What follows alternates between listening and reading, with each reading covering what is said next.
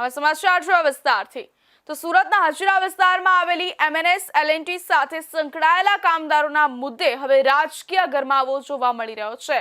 કામદારો સામે નોંધાયેલી એફઆઈઆર રદ કરવાની માંગ સાથે કોંગ્રેસ પાર્ટીએ સુરત પોલીસ કમિશનર કચેરીએ આવેદનપત્ર પાઠવી રજૂઆત કરી છે। 26 ફેબ્રુઆરી 2026ના રોજ હજીરા ખાતે આવેલી એમએનએસ અને એલએનટી કંપનીમાં કામ કરતા શ્રમિકોએ પોતાના હક અધિકાર માટે શાંતિપૂર્ણ પ્રદર્શન કર્યું હતું। કામદારોનો આક્ષેપ છે કે સમયસર માસિક પગાર ચૂકવાતો નથી અને ઈએસઆઈના પૈસા કપાયા છતાં કંપની દવાખાને તથા દવાના વિભાગમાંથી યોગ્ય સારવાર અને દવાઓ આપવામાં આવતી નથી। રોજિંદી હાલાકી અંગે કંપની અધિકારીઓ સાથે ચર્ચા કરવાની માંગ પણ કરવામાં આવી હતી।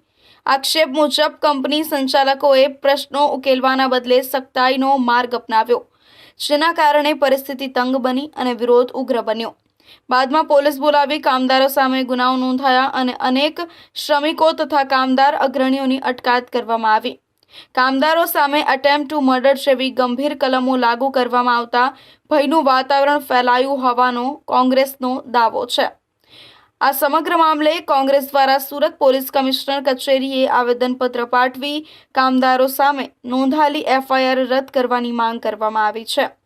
સાથે જ કંપનીના કોન્ટ્રાક્ટર, પેટા કોન્ટ્રાક્ટર અને વહીવટી અધિકારીઓની ભૂમિકાની નિષ્પક્ષ તપાસ કરીને જવાબદારો સામે સખ્ત કાર્યવાહી કરવાની માંગ ઉઠાવવામાં આવી છે।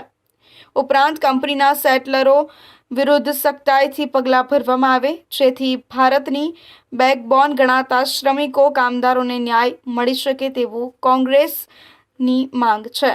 સુરત હજીરા ખાતે એમએનએસ કંપનીની અંદર એલએનટી દ્વારા જે કામ કરી રહ્યા છે એ કામ કરતા કામદારો જે પોતાની માંગણી અને અધિકારની માંગણી કરી રહ્યા હતા, જે કેટલાક સમયથી તેઓ માંગતા હતા, તેઓ કેટલાક સમયથી આ વાતચીત ચાલતી હતી અને જે સરકારે એમને અધિકાર આપ્યું છે, બંધારણે અધિકાર આપ્યું છે, એ અધિકાર મુજબ એમને એમનું સુવિધા અને વળતર નહીં મળતા હોવા એ બાબતસર એ લોકોએ માંગણી કરી રહ્યા હતા। એ બાબતસર એ લોકોની સાચી હતી અને જ્યારે એ વાત નહીં માનતા આ તમામ લોકો એક જગ્યા પર ભેગા થયા અને એ લોકો શાંતિપૂર્ણ એ લોકોની વાત કરી રહ્યા હતા, ત્યારે કંપનીના અધિકારીઓ દ્વારા ઉશ્કેરણી કરવામાં આવી। કંપનીઓ દ્વારા તેમના માલિકો દ્વારા આ કામદારો સાથે ગેરવર્તણૂક કરવા, એના કારણે આ ઘટના ઘટી છે અને આ ઘટનાની અંદર નિર્દોષ કામદારો અને કેટલાક લોકોને ઈજા થઈ છે, કેટલાક લોકોને ખૂબ ગંભીર ઈજા પણ થઈ છે, પણ એને જેલમાં પૂરી દેવામાં આવે। પણ આ ઉદ્યોગપતિઓની સરકારે ઉદ્યોગપતિઓ સામે પગલાં લીધા નથી અને કામદારો ઉપર દમન ગુજાર્યું છે અને ગુલામી રાજ લાવવા માટેની એક મોટી કોશિશ કરી રહ્યા છે। કોંગ્રેસે ચેતવણી આપી છે કે જો કામદારોને ન્યાય નહીં મળે તો ગાંધીજીના માર્ગે આંદોલન કરવામાં આવશે અને જરૂર પડશે તો કાનૂની લડત પણ લડવામાં આવશે। સુરત શહેરમાં હાલમાં મિશ્ર ઋતુનો અનુભવ થઈ રહ્યો છે। વહેલી સવારે ઠંડી અને બપોરના સમયે આકરો તડકો પડવાને કારણે વાતાવરણમાં વાયરસનું પ્રમાણ વધ્યું છે। આ બદલાતા હવામાનની સીધી અસર સુરતીઓના સ્વાસ્થ્ય પર જોવા મળી રહી છે। સુરતની મજુરા ગેટ સ્થિત નવી સિવિલ હોસ્પિટલમાં દરરોજ 300થી વધુ દર્દીઓ શરદી, ખાંસી અને તાવની સારવાર કરાવવા લાંબી લાઈન લગાવી રહ્યા છે। સિવિલ હોસ્પિટલના ઓપીડી વિભાગમાંથી મળતી માહિતી મુજબ દરરોજ આશરે 300 જેટલા દર્દીઓ માત્ર શરદી, ઉધરસ અને તાવના લક્ષણો સાથે નોંધાઈ રહ્યા છે। હોસ્પિટલના વેઇટિંગ એરિયામાં દર્દીઓની લાંબી લાઈનો જોવા મળી રહી છે, જેમાં બાળકો અને વૃદ્ધોની સંખ્યા સૌથી વધુ છે। સિઝનલ ફ્લૂ અને વાયરલ ઇન્ફેક્શનના કેસોમાં અચાનક આવેલો આ ઉછાળો આરોગ્ય તંત્ર માટે ચિંતાનો વિષય બન્યો છે। સામાન્ય રીતે ફેબ્રુઆરીના અંતમાં ઉનાળાની શરૂઆત થતી હોય છે। તાપમાનમાં આવતા અચાનક ફેરફારને કારણે માનવ શરીરની રોગપ્રતિકારક શક્તિ નબળી પડે છે, જેનાથી વાયરસ ઝડપથી ફેલાય છે। ડોક્ટરોના જણાવ્યા અનુસાર આ વખતે વાયરલ ઇન્ફેક્શનના લક્ષણો લાંબા સમય સુધી રહે છે। દર્દીઓને 3 થી 5 દિવસ સુધી તીવ્ર તાવ અને ગળામાં દુખાવો રહેવાની ફરિયાદો વધુ જોવા મળી રહી છે। સુરત શહેરમાં વધતા જતા કેસોને ધ્યાનમાં રાખીને સિવિલ હોસ્પિટલના નિષ્ણાંત તબીબોએ નાગરિકોને કેટલીક મહત્વની સૂચનાઓ આપી હતી, જેમાં બપોરની ગરમીમાં લોકો શેરડીના રસ, ઠંડા પીણા કે ગોળાનું સેવન કરે છે. ડોક્ટરોના મતે બહારનો બરફ અને અતિશય ઠંડા પીણા ગળાના ઇન્ફેક્શનનું મુખ્ય કારણ બને છે. લારી ગલ્લા પર વેચાતા ખુલ્લા ખાદ્ય પદાર્થો અને વાસી ખોરાકથી દૂર રહેવા જણાવવામાં આવ્યું હતું. હમણાં એવું છે કે શિયાળામાં શરદી ખાંસી ઉધરસના કેસીસ વધી જાય છે. અત્યારે અંદાજે દિવસમાં 300 થી 400 કેસીસ આવતા હોય છે અને બધામાં ટ્રીટમેન્ટ તો ચાલુ કરવી જરૂરી જ છે. શું તકેદારી રાખવી પડે શરદી ખાંસી? હમણાં શિયાળામાં તમારે ઠંડુ પીણું, બહારનું ખાણું એ બધું બંધ કરવાનું અને ઘરે કોઈને શરદી ઉધરસ થાય 1 થી 2 દિવસથી ના મટે તો પછી ડૉક્ટરને બતાવવું જરૂરી છે. સિવિલમાં અથવા કોઈ બી પ્રાઇવેટમાં બી ડૉક્ટરને બતાવવું જરૂરી, રિપોર્ટ કરી દવા લેવું જરૂરી છે. બહારની વસ્તુઓ બને ત્યાં સુધી અવોઇડ જ કરવાની, કેમ કે કઈ રીતનું એ લોકો વસ્તુ વાપરતા હોય એ આપણને ખ્યાલ ના હોય. કોઈ બી માણસ હોય તમારી આસપાસ જેને શરદી ઉધરસ એવું કાંઈ હોય તો એમને તમારે કહેવાનું કે હાથ રાખે, રૂમાલ બાંધે એવું કશું. અને તમને બી હોય તો તમારે બી એ સાચવતી રાખવાની કે આજુબાજુના લોકોને તમારો ચેપ ના લાગે. રોજના અંદાજે 300 થી 400 કેસીસ આવતા હોય છે. ઘણીવાર લોકો સામાન્ય શરદી સમજીને મેડિકલ સ્ટોરમાંથી પોતાની મેળે દવાઓ લેતા હોય છે, જે જોખમી સાબિત થઈ શકે છે. જો તમને સતત તાવ આવતો હોય, શ્વાસ લેવામાં તકલીફ પડતી હોય કે અશક્તિ લાગતી હોય તો વિલંબ કર્યા વગર નજીકના સરકારી દવાખાને અથવા સિવિલ હોસ્પિટલમાં તપાસ કરાવી લેવી જોઈએ. સુરતના કમેલા દરવાજા વિસ્તારમાં આવેલી જાણીતી મિલેનિયમ એક ટેક્સટાઇલ માર્કેટમાં આજે સવારે 10:30 વાગ્યે ટોપ ફ્લોર પર આવેલી દુકાનોમાં ભીષણ આગ ફાટી નીકળતા અફરાતફરી મચી ગઈ હતી. અંદાજે 3600 જેટલી દુકાનો ધરાવતી આ વિશાળ માર્કેટના ઉપરના માળે 5 થી 7 દુકાનો આગની લપેટમાં આવી જતા કરોડો રૂપિયાના કાપડનો જથ્થો બળીને ખાખ થઈ ગયો હતો. ઘટનાની ગંભીરતાને જોતા સુરત ફાયર બ્રિગેડ દ્વારા બ્રિગેડ કોલ જાહેર કરી 10 થી વધુ ફાયર સ્ટેશનની 17 જેટલી ગાડીઓ ઘટના સ્થળે રવાના કરવામાં આવી હતી. ધુમાડાના ગોટેગોટાને કારણે વેન્ટિલેશનમાં મુશ્કેલી પડવા છતાં ફાયર ફાઇટરોએ ભારે જહેમત બાદ આગ પર કાબુ મેળવ્યો હતો, જેના પગલે હજારો વેપારીઓએ રાહતનો શ્વાસ લીધો હતો. ત્યારબાદ ફાયર વિભાગ દ્વારા કુલિંગની પ્રક્રિયા હાથ ધરવામાં આવી હતી અને આગ લાગવાનું ચોક્કસ કારણ જાણવા તપાસ શરૂ કરવામાં આવી છે. આજે સવારે આશરે 10:30 વાગ્યે સુરતના કમલા દરવાજા પાસે આવેલી મિલેનિયમ માર્કેટ 1માં અચાનક આગ લાગવાની ઘટના બની હતી, જેના પગલે અફરાતફરીનો માહોલ સર્જાયો હતો. ઘટનાની જાણ થતાં જ ફાયર બ્રિગેડનો કાફલો હરકતમાં આવ્યો હતો અને અલગ અલગ 9 ફાયર સ્ટેશનની ગાડીઓ તાત્કાલિક ઘટના સ્થળે રવાના કરવામાં આવી હતી. આગ ખૂબ મોટા પ્રમાણમાં ફેલાઈ હોવાથી મેજર કોલ જાહેર કરવામાં આવ્યો હતો. પરિસ્થિતિ પર કાબુ આવી ગયો છે અને કુલિંગની કામગીરી હાથ ધરવામાં આવી હતી. ત્યારે ઘટના સ્થળ પર ડેપ્યુટી કમિશનર અને તમામ મોટા અધિકારીઓ ઘટના સ્થળ પર હાજર રહ્યા હતા. સુરતના મિલેનિયમ એક માર્કેટમાં લાગેલી ભીષણ આગ આખરે ફાયર ફાઇટરોની ભારે જહેમત બાદ પૂર્ણપણે ઓલવી દેવામાં આવી છે. અંદાજે 3600 જેટલી દુકાનો ધરાવતા આ વિશાળ માર્કેટને આગની લપેટમાં આવતું જોઈ વેપારીઓમાં ભારે ચિંતા પ્રસરી હતી અને સાવચેતીના ભાગરૂપે તમામ દુકાનો બંધ કરાવી દેવાઈ હતી. જોકે સદનસીબે આગ પર કાબુ મેળવી લેવાતા મોટી જાનહાનિ ટળી છે. પરિસ્થિતિ અંડર કંટ્રોલ છે. લગભગ કલાક 2 કલાક જેવો હજી કુલિંગ કામ નહીં ચાલશે. અત્યારે હાલ સંપૂર્ણ કંટ્રોલમાં છે, છતાં પણ કામગીરી અત્યારે ચાલુ છે. કઈ રીતે આગ લાગી હતી? આગનું કારણ કશું જાણવા મળેલ નથી. કોઈ અંજાન વ્યક્તિ દ્વારા ફાયર કંટ્રોલમાં ફોન કરવામાં આવ્યો હતો અથવા કદાચ દુકાનના કોઈ માલિકે ફોન કરેલો, જેને ધ્યાને લઈ અને ઘટના સ્થળ પર પહોંચી વધારે પ્રમાણમાં ફાયર વ્હીકલની જરૂર હોય બીજી ફાયર સ્ટેશનને જાણ કરતા બીજી બધી ગાડી ઘટના સ્થળે આવી અને BS સેટ પહેરી અને કામગીરી ચાલુ કરેલી હતી. પણ અત્યારે હાલ જે આગ છે એ કાબુમાં છે. કેટલી દુકાનમાં આગ હતી? હજી કશું જ ખબર નથી, કારણ કે જ્યારે કોલ મળેલો ત્યારે દુકાનો બંધ હતી. એટલે હવે આગ ઓલવી ગયેલા પછી 1 બાય 1 દુકાન ખોલી પછી જ ખબર પડશે કે કેટલી દુકાનમાં આગ હતી, કેટલું નુકસાન છે, શું છે. આગ બુઝાઈ જતા વેપારીઓએ રાહતનો શ્વાસ લીધો છે, પરંતુ માર્કેટમાં ભરાયેલા ધુમાડાને કારણે હજુ પણ સાફ સફાઈ અને નુકસાનીના આંકલનની કામગીરી શરૂ છે. ઇન્વેસ્ટિગેશન કર્યા પછી જ કંઈક આંકડો કે કંઈક વસ્તુ કે પરિસ્થિતિનો ખ્યાલ આવે. અત્યારે તો આગ લાગી હતી અને આગ ઉપર કાબુ મેળવી લેવામાં આવ્યો છે અને કુલિંગની કામગીરી શરૂ કરવામાં આવી હતી. ત્યારે 5 થી 7 દુકાનો આગની લપેટમાં આવી ગઈ હતી. સુરતમાં ગેરકાયદે બાંધકામ ન તોડવા માટે 15 લાખ રૂપિયાની તોતિંગ લાંચ માંગવાના પ્રકરણમાં છેલ્લા એક સપ્તાહથી નાસ્તા ફરતા કાર્યપાલક ઇજનેર વિપુલ ગણેશવાલા આખરે એસીબીના શકંજામાં આવ્યા છે. શુક્રવારે વિપુલ ગણેશવાલા પોતે જ એસીબી કચેરી ખાતે હાજર થતા તપાસ અધિકારીએ તેમની ધરપકડ કરી આગળની કાર્યવાહી હાથ ધરી છે. આ કેસમાં વચેટિયા તરીકે ભૂમિકા ભજવનાર કથિત પત્રકાર હજુ પણ પોલીસ પકડથી દૂર છે. સુરત મહાનગરપાલિકાના લિંબાયત ઝોનમાં એક બાંધકામ એકમ પર ડિમોલેશનની કાર્યવાહી અટકાવવા માટે ક્લાસ 1 અધિકારી વિપુલ ગણેશવાલાએ 15 લાખ રૂપિયાની માંગણી કરી હતી. વાટાઘાટો બાદ 15 લાખમાં સોદો નક્કી થયો હતો.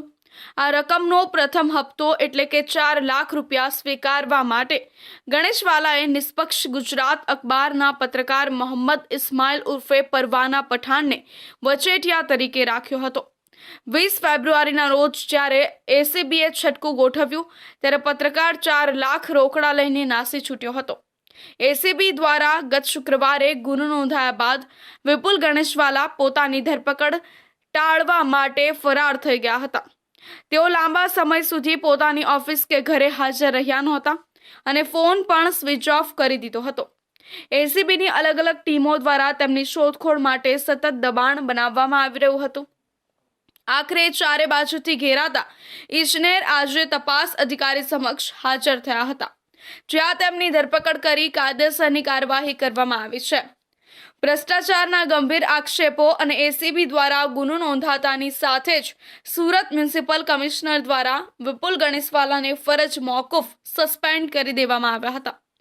મનપા પ્રશાસને સ્પષ્ટ કર્યું હતું કે ગંભીર ગુનામાં સંડોવાયેલા અને ફરજ પર ગેરકાયદેસર રહેતા અધિકારી સામે કોઈ પણ પ્રકારની નરમાશ રાખવામાં આવશે નહીં.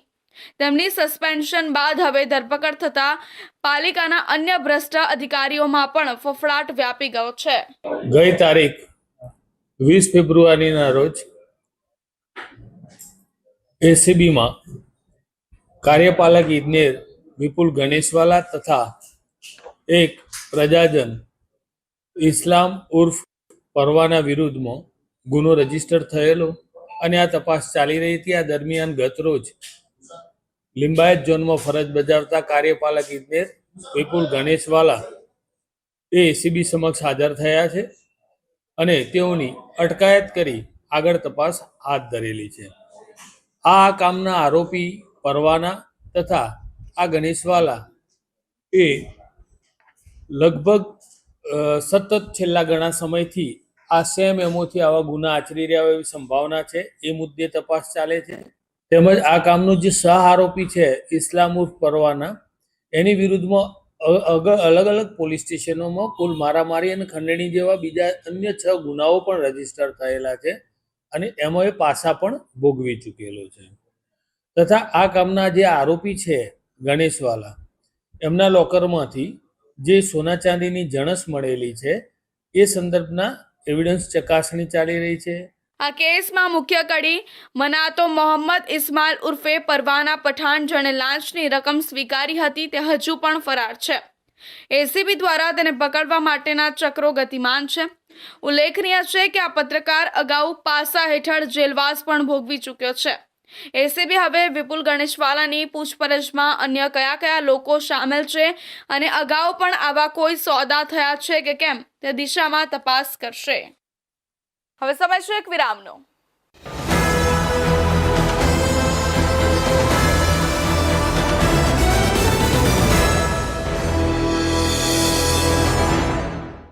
મુદ્દાઓ છે દેશના,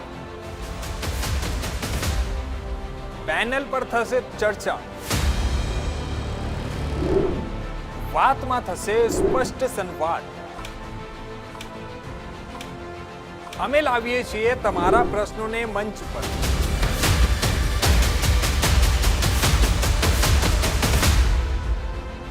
કેમ કે સમસ્યા તમારી, લડત તમારી. જુઓ મારી સાથે ફક્ત ઇન્ડિયા ન્યૂઝ ગુજરાત પર.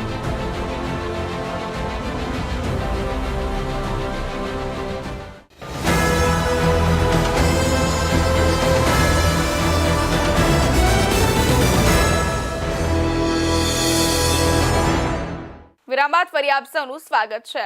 સુરત શહેરમાં આગામી 14 માર્ચે આયોજિત એક ભવ્ય સમૂહ લગ્ન સમારોહ વિવાદોના ઘેરામાં આવ્યો છે.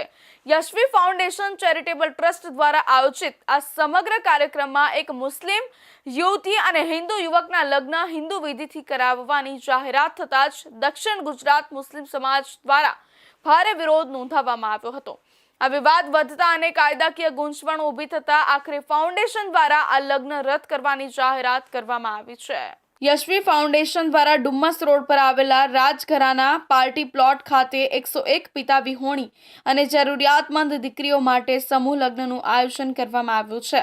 આ ઉમદા કાર્યની વચ્ચે સોશિયલ મીડિયા પર એક એવી વિગતો વહેતી થઈ હતી કે આ સમૂહ લગ્નમાં એક મુસ્લિમ યુવતી પોતાના પ્રેમી હિન્દુ યુવક સાથે હિન્દુ વિધિથી લગ્ન ગ્રંથિથી જોડાવવાની છે. આ વાતની જાણ થતાં જ મુસ્લિમ સમાજમાં રોષ ફાટી નીકળ્યો હતો અને મામલો કલેક્ટર તેમજ પોલીસ કમિશનર સુધી પહોંચ્યો હતો. દક્ષિણ ગુજરાત મુસ્લિમ સમાજ દ્વારા સુરત કલેક્ટર અને પોલીસ કમિશનરને લેખિતમાં ઉગ્ર રજૂઆત કરવામાં આવી હતી.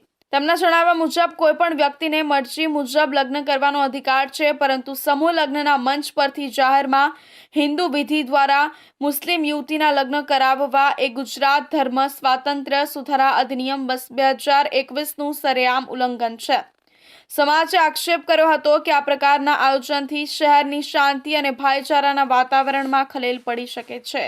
આજ રોજ સુરત કલેક્ટર શ્રી અને સુરત શહેર પોલીસ કમિશનર શ્રીને મારા દ્વારા એક રજૂઆત કરવામાં આવી.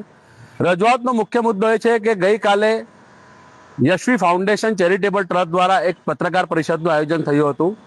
યશવી ફાઉન્ડેશન 14 માર્ચ 2026 રોજ સુરતમાં 101 અનાથ અને પિતા વિહોણી દીકરીઓના સમૂહ લગ્ન સમારોહનું આયોજન કરી રહ્યું છે. સમૂહ લગ્નના આયોજન સામાજિક રીતે ને આવા વધતી મોંઘવારીમાં થાય એ આવકારદાયક છે, એમાં કોઈને ક્યારે વાંધો નથી. પરંતુ આ સમૂહ લગ્નની અંદર સંચાલકો દ્વારા એક પત્રકાર મિત્રોને જણાવવામાં આવ્યું કે આ સમૂહ લગ્નની અંદર એક મુસ્લિમ યુવતી એના હિન્દુ યુવક પ્રેમી સાથે હિન્દુ વિધિ પ્રમાણે લગ્ન કરશે. આજ દિન સુધી સુરત હોય કે સમગ્ર ગુજરાત રાજ્ય હોય, ક્યારેય કોઈ સમૂહ લગ્નમાં આવા આંતરધાર્મીય લગ્નો થયા નથી. ગુજરાત રાજ્યની અંદર ધર્મ સ્વાતંત્ર્ય 2008 અને 2021 અધિનિયમનો એક કાયદો છે કે જેમાં કોઈ પણ ધર્મના વ્યક્તિને એનું ધર્મ પરિવર્તન કરવું હોય તો નિયત નમૂનામાં જિલ્લા મેજિસ્ટ્રેટ જિલ્લા કલેક્ટરશ્રીને લેખિતમાં અરજી કરવી પડે છે અને જિલ્લા કલેક્ટરશ્રી જો એને પરવાનગી આપે તો એ ધર્મ પરિવર્તન કરી શકે છે. તેમજ લગ્નના નામે ધર્માંતરણ કરવું એ ગેરકાયદેસર છે અને એમાં કડક સજાની જોગવાઈઓ છે. એટલે સંચાલકોએ ગુજરાત સરકારના આ કાયદાનો અધિનિયમનું સરેઆમ ઉલ્લંઘન કર્યું છે. આ રજૂઆતમાં સંસ્થાના સભ્ય અસલમ સાયકલવાલાએ જણાવ્યું હતું કે ગુજરાત સરકારના કાયદા મુજબ જો કોઈ વ્યક્તિએ ધર્મ પરિવર્તન કરવું હોય તો જિલ્લા મેજિસ્ટ્રેટની પૂર્વ મંજૂરી લેવી અનિવાર્ય છે. મંજૂરી વગર લગ્ન દ્વારા કરવામાં આવતું ધર્માંતરણ ગેરકાયદે છે. યશવી ફાઉન્ડેશન માત્ર પ્રસિદ્ધિ મેળવવા માટે કાયદાનું ઉલ્લંઘન કરી રહ્યું હોવાનો આક્ષેપ કરીને આયોજકો સામે કાયદેસરની કાર્યવાહી કરવાની માંગણી કરવામાં આવી હતી, જેને પગલે તંત્ર પણ હરકતમાં આવ્યું હતું. ફાઉન્ડેશને લગ્ન રદ કરવા પાછળ તાજેતરમાં અમલી બનેલા નવા લગ્ન નોંધણી કાયદાનો પણ ઉલ્લેખ કર્યો છે. ટ્રસ્ટે જણાવ્યું હતું કે નવા કાયદા મુજબ જ્યારે પ્રેમ લગ્નમાં માતા પિતાની સંમતિ ન હોય તો એ લગ્ન માન્ય ગણી શકાય નહીં. આ કાયદાકીય જોગવાઈ અને સામાજિક ગૂંચવણોને ધ્યાનમાં રાખીને યશવી ફાઉન્ડેશને આંતરધર્મીય લગ્નનું ફોર્મ રદ કરવાનો નિર્ણય લીધો છે. ટ્રસ્ટે સ્પષ્ટ કર્યું કે તેઓ કોઈપણ ધર્મ કે સમાજની લાગણી દુભાવવા માંગતા નથી. સુરતમાં high speed Vande Bharat express પર પથ્થરમારાની ચોંકાવનારી ઘટના સામે આવી છે. ભેસ્તાન રેલવે સ્ટેશન નજીક ટ્રેનની બારીનો કાચ તૂટી જતા મુસાફરોમાં અફરાતફરીનો માહોલ સર્જાયો હતો. સદનસીબે કોઈ મુસાફરને ઈજા પહોંચી નથી, પરંતુ ટ્રેનને નુકસાન થયું છે. સીસીટીવીના આધારે રેલવે પોલીસે પથ્થરમારો કરનાર સગીર કિશોરને ઝડપી પાડી કાયદેસરની કાર્યવાહી હાથ ધરી છે. સુરતથી મુંબઈ જતી high speed Vande Bharat express train પર પથ્થરમારાની ઘટના સામે આવી છે. ગત 26 ફેબ્રુઆરી 2026ના રોજ જ્યારે ટ્રેન ભેસ્તાન રેલવે સ્ટેશન પાસેથી પસાર થઈ રહી હતી ત્યારે અચાનક પથ્થર વાગવાને કારણે ટ્રેનની બારીનો કાચ તૂટી ગયો હતો. આ ઘટનાને પગલે રેલવે સુરક્ષા તંત્ર તાત્કાલિક દોડતું થયું હતું. સદનસીબે કાચ તૂટવા છતાં કોઈ મુસાફરને ઈજા પહોંચી ન હતી, પરંતુ ટ્રેનની મિલકતને નુકસાન થયું હતું. ટ્રેન પર થયેલા પથ્થરમારાની આ સમગ્ર ઘટના રેલવેના સીસીટીવી કેમેરામાં કેદ થઈ ગઈ હતી. ફૂટેજમાં પથ્થર મારનારની ઓળખ સ્પષ્ટ થતાં રેલવે પોલીસની ટીમે તપાસના ચક્રો ગતિમાન કર્યા હતા. આજે રેલવે પોલીસ દ્વારા ભેસ્તાન સ્ટેશન અને તેની આસપાસના વિસ્તારમાં ખાસ વોચ ગોઠવવામાં આવી હતી. ટેકનિકલ સર્વેલન્સ અને સ્થાનિક બાતમીદારોની મદદથી પોલીસે પથ્થર મારનાર શખ્સની શોધખોળ આદરી હતી.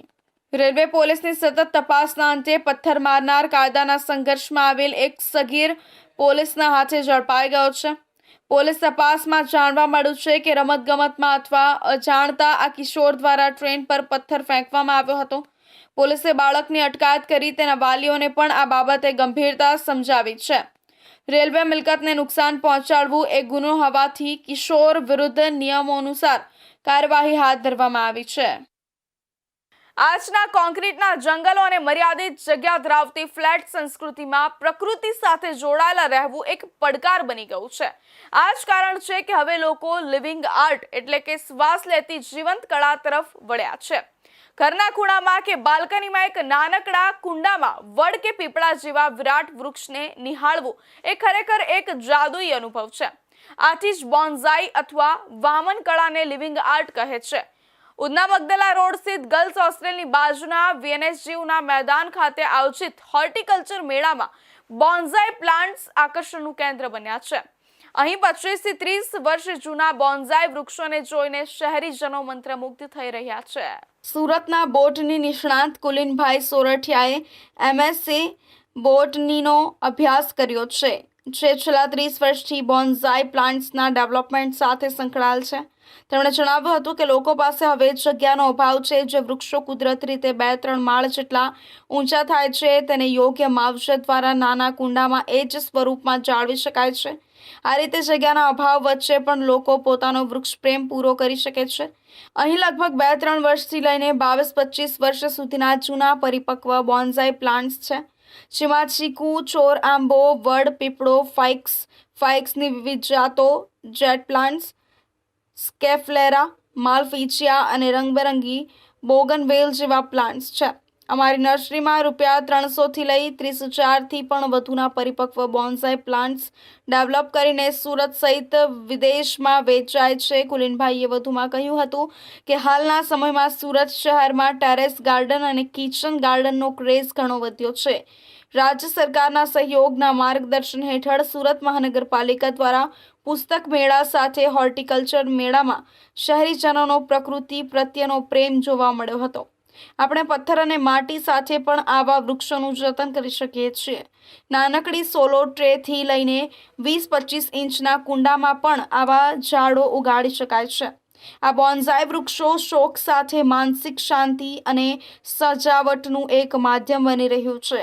સુરતીઓ હવે પોતાના ડ્રોઈંગ રૂમ કે બાલ્કનીમાં આ જીવંત શિલ્પો સ્થાપિત કરીને પ્રકૃતિ સાથેનો પોતાનો અતૂટ નાતો ફરી જોડી રહ્યા છે. હાલના સમયમાં લોકો પાસે જગ્યાનો અભાવ હોય છે, તો મોટા ખુલ્લી જગ્યામાં મોટા 2-3 માળ સુધી થતા મોટા વૃક્ષો ને આપણે નાના કુંડામાં એના એ સ્વરૂપમાં નાના સ્વરૂપમાં રાખી ઝાડનો શોખ અને વૃક્ષ પ્રત્યેનો પ્રેમ આપણે બોન્ઝાઈ પ્લાન્ટ દ્વારા પૂરો કરી શકીએ છીએ. સરકાર દ્વારા આયોજન કરવામાં આવે છે, જેમાં આવું સારું થાય અને લોકો આ શોખને વિકસાવે અને પોતે પણ પોતાનો વૃક્ષ પ્રત્યેનો પ્રેમ જાહેર કરી શકે છે. આપણે પથ્થરમાં અને એવામાં પણ આવા ઝાડોને ઉગાડીએ. એકદમ નાની સોલો ટ્રેથી લઈ અને થોડા મોટા સુધીમાં પણ આવા ઝાડો ઉગાડી શકાય છે.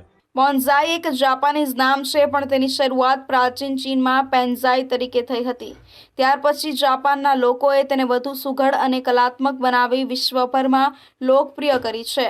ત્યારે ભારતમાં પણ પ્રાચીન સમય દરમિયાન વામન વૃક્ષ કળા તરીકે આનો ઉલ્લેખ જોવા મળે છે, જે દર્શાવે છે કે આ કળા પણ આપણી ભારતીય સંસ્કૃતિના મૂળ સાથે જોડાયેલી છે. શહેરી વિસ્તારોમાં લોકો વામન કળા તરફ આકર્ષાયા છે. બોન્ઝાઈ એ કુદરતના ભવ્ય સ્વરૂપને એક નાના પાત્રમાં આબેહૂબ રીતે કંડારવાની એક સાધના છે. આ કળામાં ધૈર્ય, પ્રેમ અને ટેકનિકલ સમજનો સંગમ જોવા મળે છે. વાયરિંગ અને પ્રુનિંગ કાપણી દ્વારા ઝાડને મનગમતો આકાર આપી શકાય છે. યોગ્ય સાર સંભાળ મળે તો આ વામન વૃક્ષો પેઢીઓ સુધી જીવંત રહે છે. સુરત શહેરમાં કાયદો અને વ્યવસ્થાની સ્થિતિ જાળવવા માટે પોલીસ કડક હાથે કામ લઈ રહી છે, ત્યારે વરાછા વિસ્તારમાં સામાન્ય બાબતે ફૂટપાથ પર રહેતા ગરીબ પરિવારને ધમકાવવાનો વિડીયો વાયરલ થતા 2 યુવાનોને વરાછા પોલીસે ઝડપી પાડ્યા હતા. પોલીસ સકંજામાં આવતા જ રસ્તા પર દાદાગીરી કરનારા આ યુવાનો કરગરી પડ્યા હતા અને 2 હાથ જોડી માફી માંગી હતી. આ સમગ્ર વિવાદની શરૂઆત સુરતના વરાછા વિસ્તારમાં આવેલા એક જાહેર શૌચાલય પાસે થઈ હતી. ફૂટપાથ પર રહીને ગુજરાન ચલાવતા દેવી પૂજક પરિવારના સભ્યો અને આ 2 યુવાનો વચ્ચે શૌચાલયમાં પહેલા કોણ જશે તે જેવી સામાન્ય બાબતે બોલાચાલી થઈ હતી. આ સામાન્ય બોલાચાલીએ જોતજોતામાં ઉગ્ર સ્વરૂપ ધારણ કરી લીધું હતું. મોટરસાયકલ પર આવેલા 2 યુવાનોએ ફૂટપાથ પર રહેતા પરિવાર સાથે અભદ્ર વર્તન કર્યું હતું. આવેશમાં આવી ગયેલા યુવાનોએ પોતાની પાસે રહેલો લાકડાનો ફટકો કાઢ્યો હતો અને જાહેરમાં પરિવારના સભ્યોને ધમકાવવાનું શરૂ કર્યું હતું. જ્યારે આ યુવાનો જાહેરમાં લાકડાનો ફટકો ઉગામીને ધમકીઓ આપી રહ્યા હતા, ત્યારે ત્યાં હાજર કોઈ જાગૃત નાગરિકે આ સમગ્ર ઘટના પોતાના મોબાઈલ કેમેરામાં કેદ કરી લીધી હતી. આ વિડીયો સોશિયલ મીડિયાના અલગ-અલગ પ્લેટફોર્મ પર વાયરલ થયો હતો. વિડીયોમાં જોઈ શકાતું હતું કે કેવી રીતે આ યુવાનો ગરીબ લોકો પર દાદાગીરી કરી રહ્યા હતા. વાયરલ વિડીયોમાં દેખાતા યુવાનોના ચહેરા અને બાઇકના નંબરના આધારે પોલીસે ટેકનિકલ સર્વેલન્સની મદદ લીધી હતી. વરાછા પોલીસની ટીમે બંને આરોપી યુવાનોને ગણતરીના કલાકોમાં જ ઝડપી પાડ્યા હતા. જે યુવાનો થોડીવાર પહેલા લાકડાના ફટકા સાથે शूरवीर बना था तो पुलिस स्टेशन में आवता ज पोपट बनी गया था. कल बाथरूम के पास में जो हमारे से जो गलती हुई ऐसी गलती कोई करना मत और जो भी गलती हुई उसकी मैं क्षमा चाहता हूँ. પોલીસે આ બંને આરોપીઓને ઘટના સ્થળે લઈ જઈને કાયદાનું ભાન કરાવ્યું હતું. ગરીબોને હેરાન કરનાર આ તત્વોએ પોલીસની હાજરીમાં જાહેરમાં હાથ જોડીને માફી માંગી હતી. સુરત શહેરના ડિંડોલી વિસ્તારમાં ચોરીની મોટી ઘટના સામે આવી છે. કરડવા રોડ પર આવેલી મહાલક્ષ્મી જ્વેલર્સ દુકાનમાં તસ્કરોએ ₹3.50 લાખના દાગીના ચોરી કર્યા છે. ઘટનાની જાણ થતાં પોલીસ કાફલો તાત્કાલિક સ્થળ પર પહોંચ્યો હતો અને સીસીટીવીના આધારે તપાસ શરૂ કરી દેવામાં આવી છે. સુરત શહેરમાં ચોરીની વધુ એક ઘટના સામે આવી છે. ડિંડોલી વિસ્તારમાં આવેલા એક જ્વેલર્સ દુકાનમાં તસ્કરોએ હાથ સાફ કર્યો છે. લાખો રૂપિયાના દાગીના ચોરી થતા વિસ્તારમાં ચકચાર મચી છે. ડિંડોલી વિસ્તારમાં કરડવા રોડ પર આવેલી મહાલક્ષ્મી જ્વેલર્સ દુકાનમાં ચોરીની ઘટના બની છે. તસ્કરો દુકાનમાંથી અંદાજે ₹3.50 લાખના દાગીના લઈ ફરાર થયા હોવાનું સામે આવ્યું છે. ઘટનાની જાણ થતાં પોલીસ કાફલો તાત્કાલિક રાત્રે જ સ્થળ પર પહોંચી ગયો હતો અને તપાસ હાથ ધરી હતી. દુકાન તથા આસપાસના વિસ્તારોના સીસીટીવી ફૂટેજના આધારે આરોપીઓ સુધી પહોંચવા પ્રયાસો શરૂ કરવામાં આવ્યા છે. હાલ પોલીસ દ્વારા સીસીટીવી ફૂટેજ અને અન્ય ટેકનિકલ પુરાવાના આધારે તપાસ ચાલુ છે. આરોપીઓને ઝડપી પાડવા માટે ચક્રો ગતિમાન કરવામાં આવ્યા છે. દિવસે ને દિવસે શહેરમાં ચોરીના બનાવોમાં વધારો નોંધાઈ રહ્યો છે. સુરત સહિત વિવિધ વિસ્તારોમાં દુકાનો અને રહેણાંક વિસ્તારોને નિશાન બનાવતી તસ્કરોની હિંમત વધતી દેખાઈ રહી છે. સતત વધી રહેલા આવા બનાવોને લઈને વેપારીઓ અને નાગરિકોમાં ચિંતા ફેલાય છે. ચોરીના બનાવો અટકાવવા માટે વધુ સઘન અને અસરકારક કાર્યવાહી કરવાની માંગ ઉઠી રહી છે. તો અત્યાર સુધીના મહત્વના સમાચાર. વધુ સમાચારો માટે